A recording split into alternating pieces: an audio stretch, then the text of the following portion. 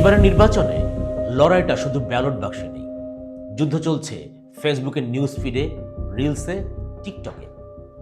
একটা ভিডিও দেখলেন, নেতা কিন্তু কিছু বলেননি, কিন্তু ভিডিওতে ঠিকই বলছে।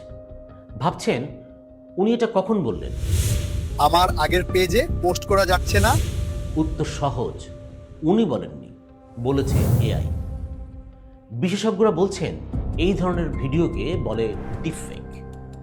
অক্সফোর্ড ইউনিভার্সিটির এক গবেষণায় বলা হয়েছে, নির্বাচনের সময় ডিপফেক ভোটারদের সবচেয়ে বেশি বিভ্রান্ত করে।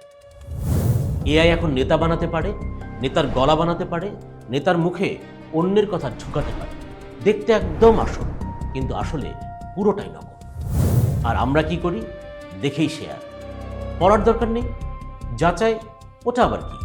এদিকে ফেসবুকে হঠাৎ নতুন নতুন আইডি, নাম দেশপ্রেমিক 123, প্রোফাইল ছবি ফুল, পাখি বা মানচিত্র। কাজ একটাই, পোস্ট করা, মন্তব্যে আগুন লাগানো। গবেষকরা বলেন এগুলো মানুষ না, এগুলো বট, মানে রোবট। এমআইটি আর স্ট্যানফোর্ডের গবেষণায় দেখা গেছে ভুয়া খবর সত্য খবরের চেয়ে 6 গুণ দ্রুত ছড়ায়।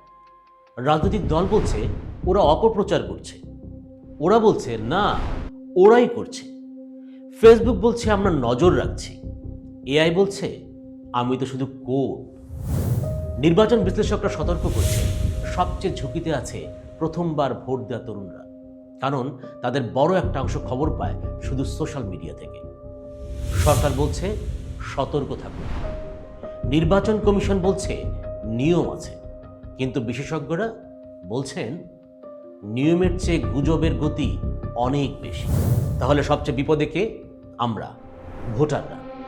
কারণ ভুল তথ্যেও আবেগ কাজ করে, রাগ আসে, ভয় আসে, ভোট বদলাতে সময় লাগে না। তাহলে করণীয় কি? খুব কঠিন কিছু না, ভিডিও দেখলেই বিশ্বাস করবেন না। শেয়ার দেওয়ার আগে একটু থামুন, একটু ভাবুন, এটা কি সত্যি? কারণ ভোট আপনার, কিন্তু যদি সিদ্ধান্ত নেয় এআই, তাহলে গণতন্ত্র থাকবে কি?